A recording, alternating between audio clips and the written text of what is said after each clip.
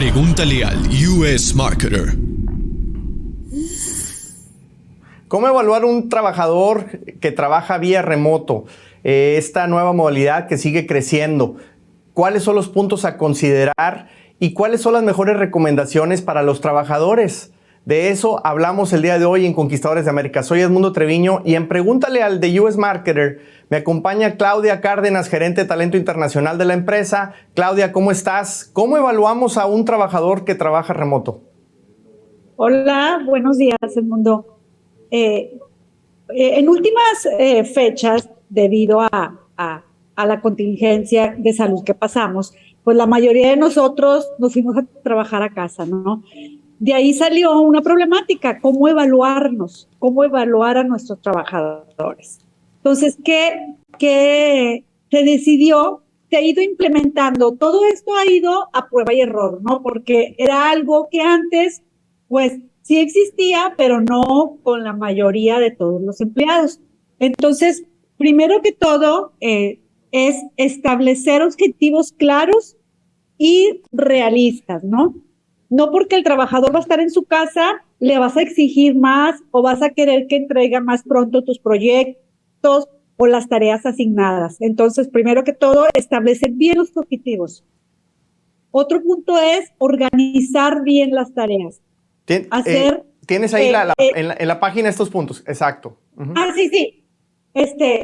Asignar, organizar bien las tareas, ¿no? Que entre los trabajadores de un proyecto, ¿quién va a ser responsable de cada cual dentro de sus responsabilidades? ¿Para qué? Para que a la hora de entregar uno, todo el entregable, tú sepas a quién se lo asignaste, y a la hora de pedir los resultados ya esté asignado de quién es cada punto del proyecto, la responsabilidad que le diste. Otro punto es que a la actualidad, debido a esto, salieron varias herramientas y software que nos permiten medir, ¿no? Hay infinidad, inclusive hay gratuitos, inclusive hay empresas que no tienen los recursos, hacen un Excel sencillo, pero ahí ellos tienen la tranquilidad de que van viendo los avances de los trabajadores. Por mencionarte algunos, es EFIWork, Connect Team y el del Office, uno de Office que se llama Office 365, ¿no? Pero si tú no tienes recursos para hacerlos, hay herramientas gratuitas o un simple Excel, y ese, créeme que te va a ayudar a administrar todos tus proyectos y las responsabilidades de cada uno de estos trabajadores. Sí, por ejemplo, Clau, a mí me sorprende cómo la tecnología ha avanzado. Nosotros hemos utilizado en algunas ocasiones Excel y en esos Exceles están compartidos y en tiempo real varias personas pueden estar editando, modificando. Y tú ves cómo la otra persona anda en otra celda y le metió unos datos y tú en otro, etcétera. Entonces, definitivamente la tecnología nos permite pues trabajar de esta manera, de una manera pues muchísimo más accesible. ¿Qué otros puntos consideramos, Clau? Fíjate que dentro de todo, para tú exigir y evaluar, tienes que poner métricas, o sea, medir. Entonces, sí, establecer criterios de fechas de entrega, le llamamos nosotros de entregables, ¿no? Y las personas en estos software o en el Excel o subir al Drive de la empresa o del proyecto, tú vas a ver las personas que lo entregan antes de o después de, o si alguien no avanza y está afectando a todo el demás proyecto, ahí tú vas a poder identificar qué trabajador está administrando bien su tiempo, ¿no? Fíjate que el que más nosotros vemos que se utiliza es el que llaman Smart Working, que se mide la productividad del mundo en base a tus resultados. ¿Sabes qué? Esto es mucho en trabajadores de confianza, ¿no? Que tú les vas a decir, yo necesito esto, fecha de entrega, no sé, 15 de septiembre. Yo no te voy a estar monitoreando, ni molestando, ni auditando. Yo quiero el proyecto antes de esa fecha. Y ha funcionado, ¿no? porque el trabajador se siente con la responsabilidad que antes del 15 de septiembre tienen que entregarte avances o el proyecto termina. Sí, cuando contratamos a alguien a que se quede remoto, yo creo que ya se volvió muy de, no te voy a estar monitoreando si estás de 8 a 5, sino que Así más es. bien qué tan productivo eres, ¿no? Porque finalmente Así es. vamos sobre resultados y por eso se vuelve muy importante que los empleados, nuestros compañeros de trabajo, tengan muy claro cuáles son los objetivos para poder ser medidos a través de esos objetivos. Así es. Fíjate, hay trabajadores que sí necesitan la supervisión, pero hay trabajadores que ellos saben solos qué tienen que hacer. Y si algo, de algo depende, que no puedan entregar algo, automáticamente ellos saben que tienen la confianza de acercarse a su jefe directo, levantar la mano y decir, estoy detenido por esto, necesito esto, y eso es mucho, lo da la comunicación entre el empleado y su jefe directo o el líder de proyecto en todo caso. Muy bien. Y obviamente tú recomiendas también implementar algunos incentivos. Ah, claro. Fíjate que nosotros, dentro de la experiencia que yo tengo en recursos humanos, siempre vimos positivo entregar incentivos adicionales a las personas responsables, que a las mismas les das el mismo proyecto o parecido, el mismo tiempo, con las mismas responsabilidades. Y tú te das cuenta ahí qué trabajador tiene ese compromiso de entregarlo, ¿no? Sin excusas, sin pretextos. Y a esas personas tú les das una gratificación extra que dentro de cuando inicias el proyecto es algo como que un plan, pero tú no se lo dices a los empleados, ¿no? Sino es algo para que ellos no trabajen en base a que se tienen que ganar el incentivo. Mejor, al que cumpla, yo le doy ese incentivo. Y eso los motiva a seguir esforzándose más. Y como nosotros le decimos, ponerse la camiseta de la empresa, porque si el proyecto sale, le va bien a la empresa y les va bien a ellos. Y aquí estás ya presentando algunas recomendaciones para los trabajadores. Sí, fíjate que muy importante, y te lo digo también como experiencia propia, que yo estoy trabajando en home office. Primero que todo, nunca quedarte en pijama. Tú hacer tu rutina como si te fueras a ir a la oficina, igualitita. Levantarte, meterte a bañar. A lo mejor no te vas a poner ropa de vestir, pero una ropa cómoda, pero no estar en pijama. Primero que todo. Segundo, donde tú ya asignaste tu lugar para laborar, preparar tu entorno, tener todo a la mano, tu computadora. Yo inclusive tengo música instrumental que estoy escuchando todo el día que me ayuda a concentrarme. Tengo a la mano todo lo que utilizo día a día para estar trabajando y no distraerme por pararme por cosas. Otra cosa es que tengas las herramientas necesarias para tú poder entregar, entregar tu trabajo y tener la responsabilidad de que vas a tener tu computadora, tu teléfono, si pudieras, alguna impresora, algún escáner, y principalmente una excelente conexión a Internet, porque ahorita eso es básico para que tú puedas desempeñar eficientemente cualquier tarea que te pongan, porque ya dependes al 100% de esa herramienta. Y tener una excelente conexión a Internet es primordial en estos casos. Otra cosa, considera tu horario, de que sabes que mi horario es de 8 a 6, cumplir con tu horario y dentro de ese horario tomarte un break. Muy importante. De repente nos pasa a todos que te sientas a las 8:30 de la mañana y de repente te das cuenta que ya son 2 de la tarde y no te has parado de enfrente de la computadora. Entonces, y eso agota, te duele la cabeza, te abruma. Entonces, cada 2 horas, levántate dentro de tu casa, tómate un break, 10 minutos, descansaste, regresas y créeme, te sientas, retomas tus actividades y te ayudas mínimo a despejarte un poco.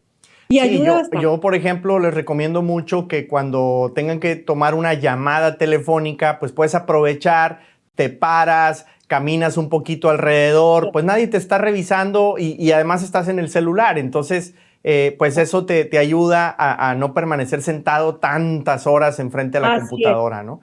Claudia, ¿con qué conclusiones nos podemos quedar a manera de resumen de cómo evaluar a los empleados? Principalmente, dentro de nuestra experiencia, es sí, al momento de que tú vas a ofrecerle al trabajador trabajar de manera remota, ser muy claro en sus objetivos, ser muy claro en el compromiso que va a tener, aunque no vaya de manera presencial. Medirlo y prácticamente nosotros recomendamos de evaluarlos conforme a resultados de entregables. Te doy un proyecto, me lo entregues y en base a eso yo te voy pues a evaluar, a calificar, ¿no? Y siempre darle el mérito al trabajador. Bien importante reconocerle, hablábamos la semana pasada, un correo, felicitarlo de que está haciendo bien su trabajo. De repente nos olvidamos, ¿no?, de esa parte de los trabajadores que necesitan el reconocimiento, aunque te digan que no. Entonces, sí, es más productivo un trabajador que está tranquilo, trabajando, concentrado, y se ha demostrado, y hay estudios que trabajando en esta modalidad remota son más eficientes los trabajadores. Entonces, yo los invito a que den la oportunidad a los trabajadores y en base a resultados o regresan a la oficina o a lo mejor ahí se quedan y van a tener, aparte de resultados favorables, empleados felices, contentos, ellos producen más y aparte van a tener ahorros dentro de la empresa porque pues, menos energía, van a ahorrar en agua, pues infinidad de cosas, ¿no? En artículos de oficina, porque ya el trabajador está haciendo lo mismo, pero desde su casa. Gracias, Claudia. Esto es Conquistadores de América. Regresamos. Gente como tú y como yo, que estamos buscando el sueño americano.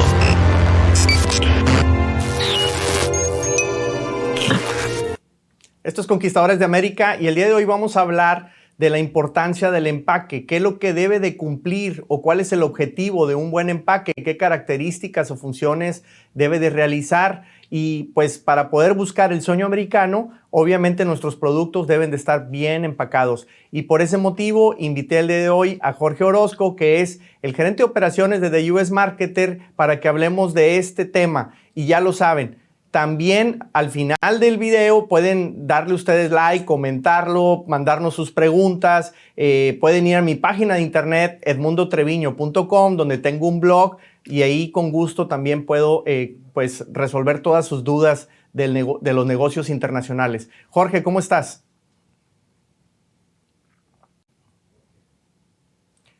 Hay una falla ahí técnica contigo, Jorge, pero bueno, vamos a hablar del empaque. También les comento que se pueden suscribir, obviamente, a nuestro canal de YouTube. Estamos en Spotify como Conquistadores de América y obviamente en todas mis redes sociales, edmundotrevino.usa. Jorge, ya estás de regreso. ¿Qué tal, Edmundo? Buenas. Saludos a ti y a toda tu audiencia.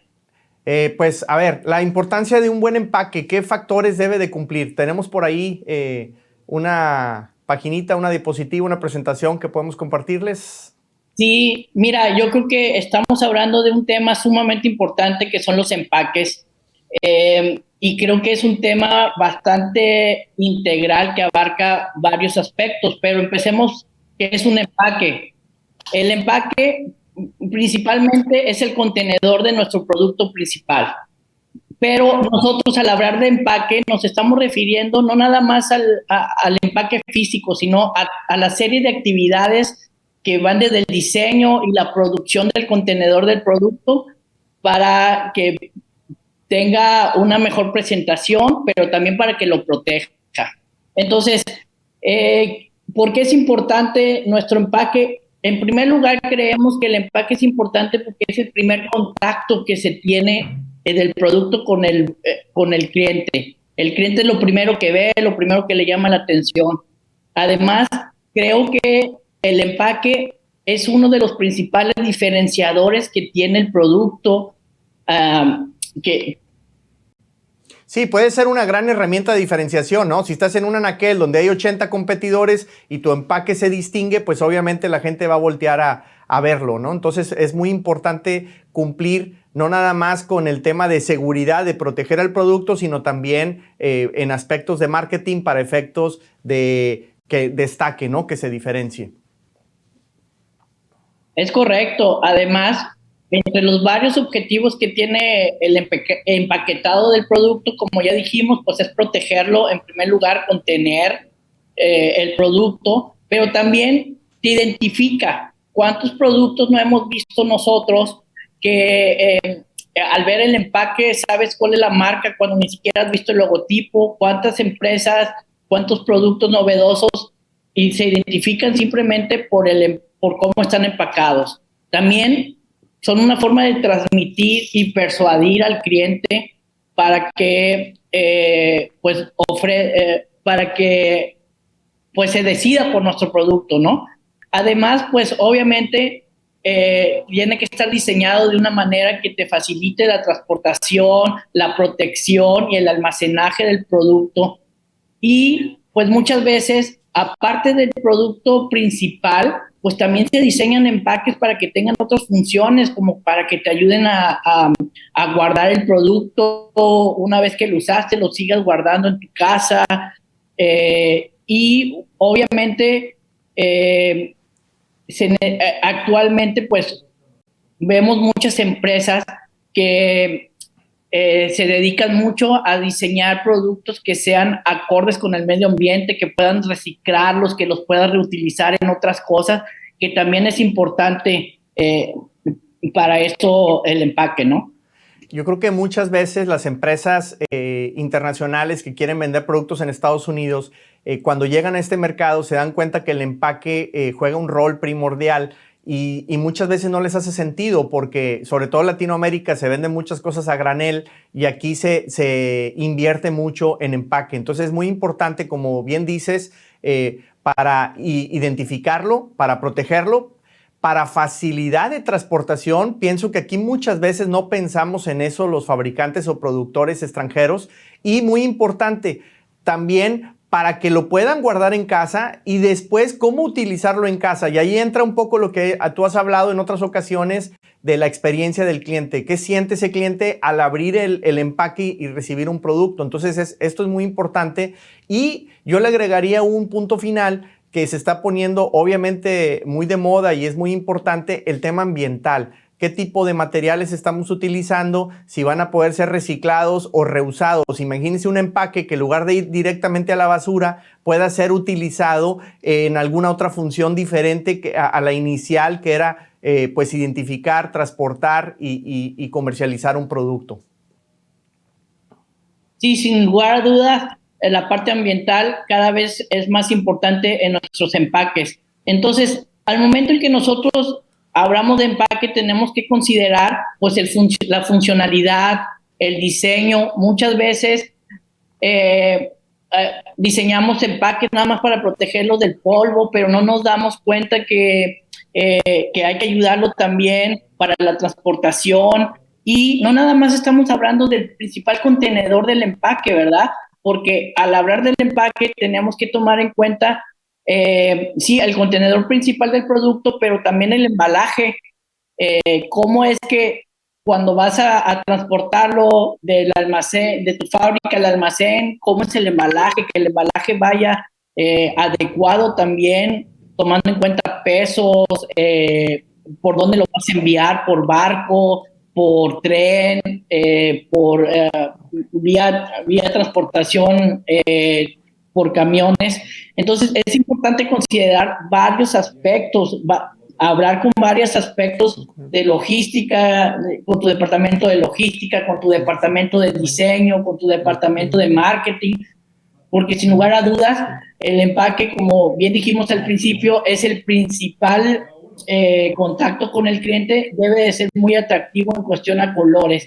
Pero también otro punto importante que debemos de considerar es que el empaque muchas veces te ayuda a estar a la vanguardia. Ahorita estamos hablando de cosas ambientales, pero también en cuestión de diseños, de innovar en materiales, de innovar en usos para tu propio producto.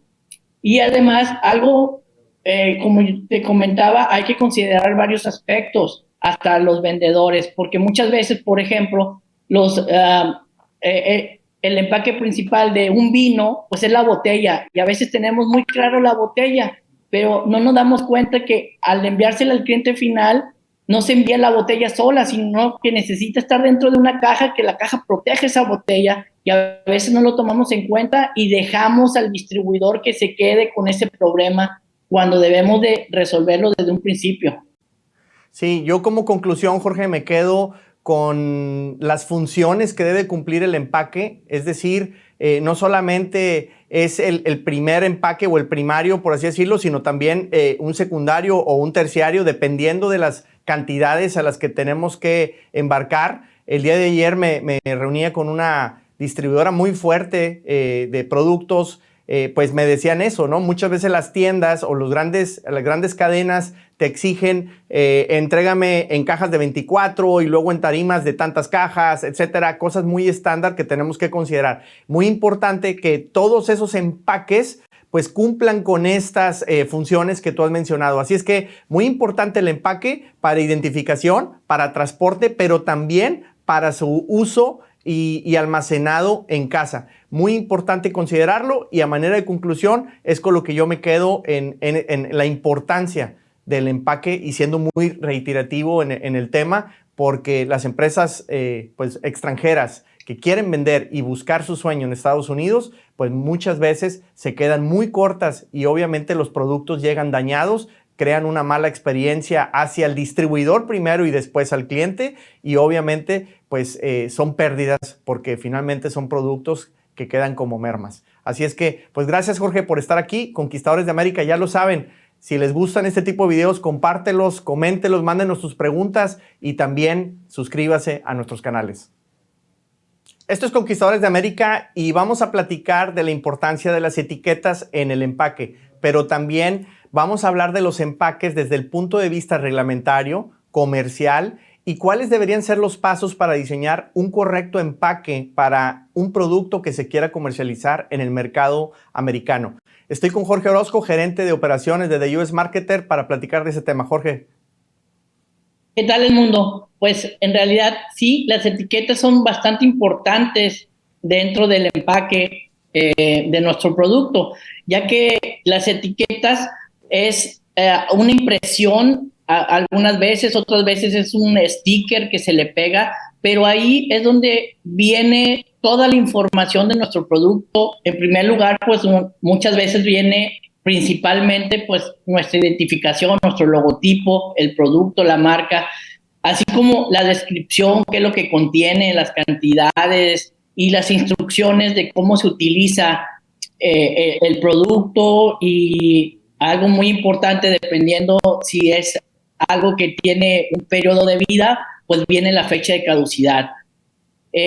Las etiquetas son sumamente importantes como parte de nuestro empaque, porque también cumplen una función reglamentaria, es decir, nuestros productos al momento en que queremos introducirlos a Estados Unidos deben de cumplir las etiquetas con ciertos reglamentos, con ciertas, pues ahora sí que reglas que nos pone el gobierno de los Estados Unidos para poder comercializar los productos acá dentro del territorio americano.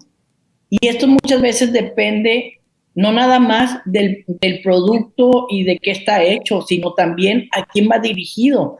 Muchos productos que van dirigidos al mercado o para el uso de menores de edad, de niños, de infantes, tienen que tener ciertas enunciados en la etiqueta que te permita advertir de ciertas situaciones que se pueden enfrentar al utilizarlo, o ciertas precauciones que deben de tener al uso. Entonces, es bastante importante que nosotros conozcamos qué es lo que debe de contener cada uno de nuestros productos en la etiqueta. Además, también es importante que nos acerquemos a expertos, si ya tenemos diseñada una etiqueta en nuestro país de origen, pues es importante acercarnos para decir, si cumple con todos estos reglamentos, pero también depende de lo que diga tu etiqueta, muchas veces depende de los permisos que tú debes de cumplir. Y muchas veces nosotros pensamos que porque se oiga bien en cuestión de mercadotecnia o en cuestión de poder fomentar un poquito más las ventas, le ponemos ciertos enunciados que hacen más atractivo nuestro producto, pero muchas veces este tipo de enunciados lo que provoca es que tengamos que cumplir con un permiso especial o tengamos que cumplir con cierta certificación dentro de Estados Unidos, lo que también nos provoca pues costos que a veces no contemplamos. Muy correcto lo que dices, porque ya nuestra experiencia nos ha pasado que algunos productos por la etiqueta, la aduana dijo pues requiere tales permisos que no habíamos considerado y el producto se tuvo que devolver. Así es que mucha atención con lo que comentas aquí, Jorge, para todos, porque definitivamente tenemos que analizar esos permisos desde el punto de vista reglamentario. La etiqueta nos puede cambiar mucho la jugada, pero también hay que considerarlo, como dices, también para el tema comercial. Es decir, no nada más hay que cumplir con el gobierno, sino también hay que cumplir con el mercado, que se vea atractivo, que sea diferenciador. Creo que en esto muchas veces nos quedamos muy cortos, sobre todo en productos industriales. La gente no le quiere dar una importancia a este tipo de temas, como lo es el etiquetado, y tenemos que pensar que quien vaya a manipular nuestro producto debe fácilmente identificar, poder ver las instrucciones, que sean claras. Parece obvio, pero deben de estar en inglés y claro, con un inglés que se entienda para el mercado americano, que esté bien adaptado, que esté transformado. Y bueno, esas son las conclusiones con las que yo me quedo en el tema etiquetas. Pero vámonos un poquito más al empaque, porque la etiqueta es parte del empaque y pues creo que desde el punto de vista reglamentario y comercial tenemos que ser también pues muy enfáticos en lo que tenemos que cumplir. Es correcto. La etiqueta, como parte de nuestro empaque, debe de cumplir ciertos reglamentos y debemos de ser integrales, ver desde el punto de vista, como vemos, reglamentario y comercial. Por ahí en redes sociales, no sé si les ha tocado ver algunos ejemplos de etiquetas que realmente te dan risa, que ni siquiera lo pudieron haber traducido de una manera correcta, ¿no? Por ahí hay una etiqueta que anda dando vueltas que dice hecho en pavo, porque en inglés dice que está hecho en Turquía, entonces ni siquiera fueron para revisar ese tipo de aspectos. Pero también bien importante es que muchas veces nosotros en los países latinoamericanos analizamos y traducimos nuestras etiquetas con el inglés que nosotros utilizamos y creemos que a veces hay que tropicalizarlo para que sea entendible para la gente que lo compra. Muchas veces hay algunas frases o cuestiones que debemos de saber que a lo mejor se lo ponemos muy correctamente a la etiqueta o al empaque, pero pues que realmente en el uso acá del inglés en Estados Unidos pues no es común y se oye raro. Entonces hay que tratar de tropicalizar nuestra etiqueta. Ahora, desde el punto de vista comercial, como lo hemos estado hablando, el empaque es bastante importante en cuestión a ser diferenciador. Y si tenemos el empaque y en conjunto con una etiqueta atractiva, puede ser que nuestro empaque destaque más que nuestra competencia cuando hay un anaquel lleno de productos iguales, ¿no? Pero siempre no olvidar que necesitamos cumplir con los reglamentos que nos marca cada uno de las leyes y reglamentos de Estados Unidos. Y fíjate, Jorge, yo les quiero dar un ejemplo de cómo el empaque puede ser precisamente un gran diferenciador, pero un producto industrial que nosotros le vendemos a un distribuidor, lo traemos de un país latinoamericano, se fabrica allá, se empaca de una manera, se entrega aquí a un distribuidor y este distribuidor hace muchísimas ventas en línea. Pues resulta que yo analizando en compañía de los ingenieros de la planta, mientras visitábamos a nuestro cliente, pues nos dábamos cuenta que ellos hacían una preparación posterior para embarcarlo pues cuando hacían ventas de e-commerce. Entonces decidimos modificar nuestro empaque original para que cumpliera no nada más con el transporte de la fábrica a nuestra bodega, de nuestra bodega al del distribuidor, sino también del distribuidor o del retailer, en este caso a través del e-commerce, a su cliente final. Y cuando hicimos esa modificación, no nada más mejoramos el transporte, también mejoramos la venta del cliente y le facilitamos muchísimo las cosas a sus almacenistas. Entonces, ese empaque se volvió, pues ahora sí, como bien dices, un gran diferenciador. Si bien a nosotros nos costó más, en la realidad le dimos un valor agregado increíblemente alto al cliente. Ellos perciben que les damos 4, 5, 6 veces más de lo que a nosotros nos cuesta. Entonces, aunque somos quizá la opción más cara, el cliente dice, la verdad es que no tanto porque me das mucho valor agregado. Entonces, muy importante que analicemos ese tipo de soluciones pensando, insisto, no en qué es lo que más nos conviene a nosotros como fábrica, porque de inicio, de hecho, la fábrica pensaba, ¿cómo vamos a hacer eso si nos va a costar más y ya nuestros márgenes están reducidos? Bueno, pues esto ha hecho que como fábrica le vendamos 3 o 4 veces más a ese cliente que lo que estábamos vendiendo anteriormente,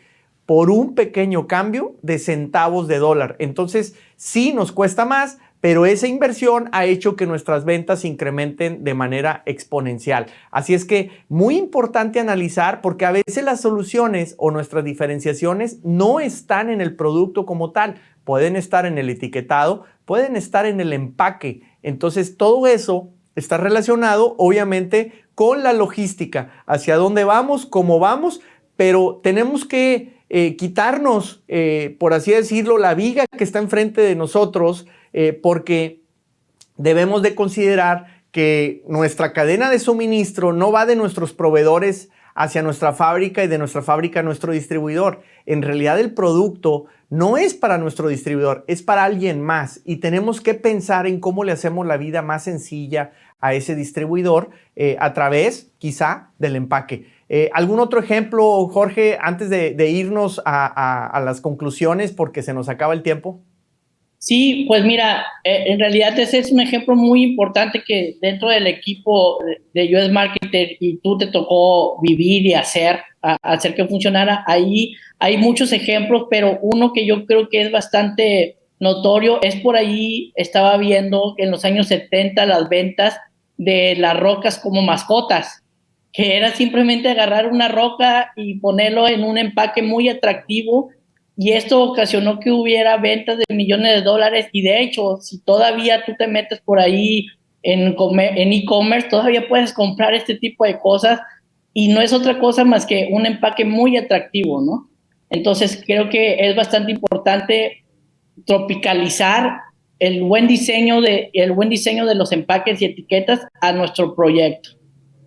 Las conclusiones entonces para mí serían: asesórate con un experto que te ayude a cumplir no nada más las reglas, sino y qué reglas se te van a sumar si pones esta o la otra etiqueta según el producto que vaya a ser, según su uso, y también obviamente considera el mercado. Y el empaque y el etiquetado, tómalo como un todo que va a ir no nada más para ti, al distribuidor o al importador con el que quieres trabajar, sino también piensa en el cliente, en el usuario final. Entonces, toda esa cadena de suministro, toda esa transportación y logística debe ser considerada en tu empaque.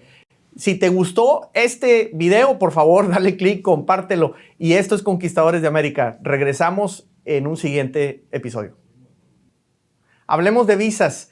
En días pasados me invitaron a hablar de mi libro, Inmigración y Emprendimiento en Texas, la Universidad UNIVA, y pues uno de los temas muy importantes para emprender en Estados Unidos es considerar las visas. Soy Edmundo Treviño, estos Conquistadores de América, y les hablo de visas porque Yo cuando emigré hace cerca de 20 años, pues la verdad es que no sabía ni cuáles existían.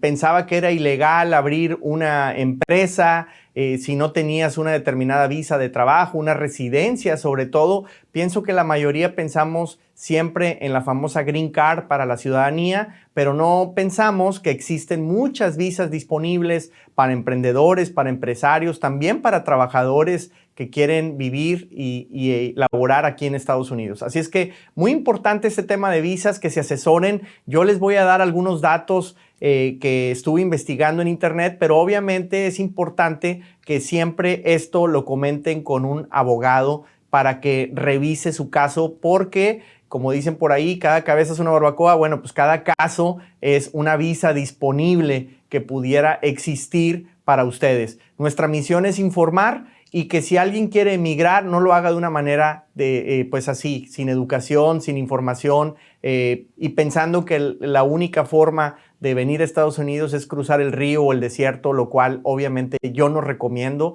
y me gustaría que juntos pudiéramos crear oportunidades de desarrollo en Latinoamérica para evitar emigrar, o si alguien va a emigrar, sea porque realmente sea para buscar esa gran oportunidad de una manera legal. Así es que estas son las principales visas que existen. Primero que nada, es importante saber que la famosa B1, B2, pues es una visa para viajar de placer o de negocios, pero existen también visas obviamente de estudiantes, de intercambio, etcétera, y de trabajadores temporales.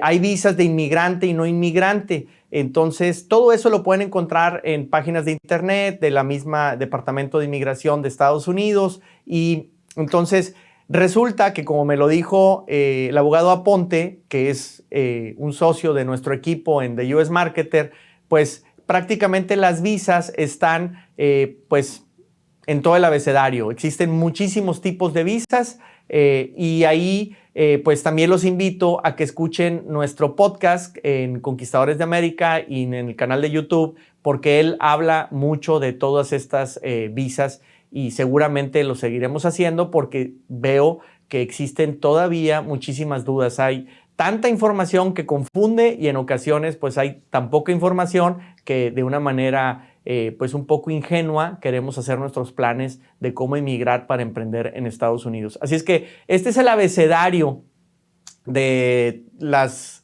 visas americanas, de la A hasta la V. Faltan algunas letras, pero como lo pueden ver, hay visas para diplomáticos como son las A. Las B ya las mencionábamos ahorita, pues son de turistas o de viajes de negocios. La C es para pasajeros en tránsito. La D, miembros de tripulación. Pero las más interesantes, en mi opinión, para hacer negocios, las visas tipo E, que son para inversionistas que generan empleo o que generan comercio con Estados Unidos desde o hacia sus países de origen. No todos los países tienen acceso a estas visas, hay que revisar una por una porque hay diferentes reglas para cada una. También las visas H, que son muy populares porque son para trabajadores especializados. Hay para la prensa en las I. Las J y las F son algunas que son de estudiantes. También a mí me parecen muy interesantes las visas L, porque estas te permiten transferirte empleados de empresas internacionales.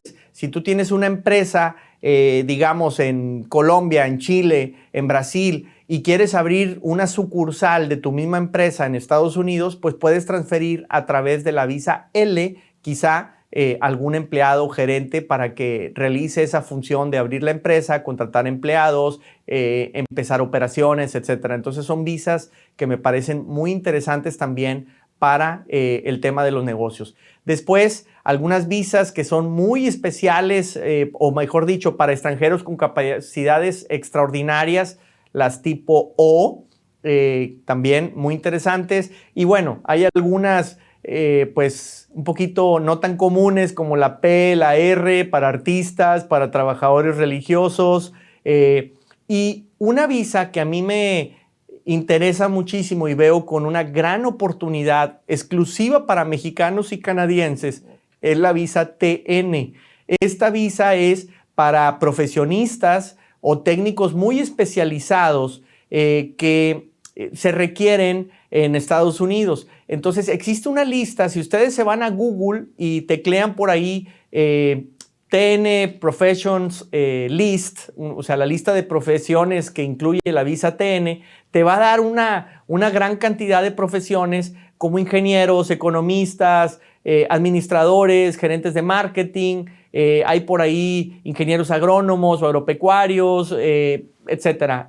Obviamente todo el tema médico, existen muchísimas funciones, inclusive una que me llamó muchísima la atención, ajustadores de seguros. Entonces, todo ese tipo de profesiones tienen acceso a la visa TN. Así es que, pues existen muchas visas. Es importante que revisemos los requisitos, cuáles son cada una de ellas, qué países tienen acceso, tú como persona qué vas a requerir, si te van a tener que ofrecer un puesto o si lo puedes obtener por ti mismo, si es de inversión, si es de trabajo. Acérquense por favor a un abogado. Esta gráfica nos muestra prácticamente las visas que se otorgaron en junio del año pasado a diferentes países. Tomamos como ejemplo Argentina, Chile, Colombia y México. Pues ustedes pueden ver, hay visas de todos tipos. Obviamente esta información se obtiene del Departamento de Estado de Estados Unidos. Por ahí tú puedes encontrar cuáles son las visas más populares. Insisto, y como conclusión para mí muy interesantes, las visas tipo E, las tipo L, las tipo TN, en exclusivo para mexicanos, pero todo eso pues nos da la oportunidad de emprender y también de inmigrar hacia Estados Unidos. Así es que, pues, otra vez, hay muchas visas, dependiendo de qué es lo que busques, infórmate. No todas las visas están disponibles para todos los países y siempre deben de asesorarse con un buen abogado. Soy Edmundo Treviño, esto es Conquistadores de América. Denle like, compártelo, suscríbanse a nuestros canales y mándenme sus comentarios en todas mis redes sociales, edmundotrevino.usa.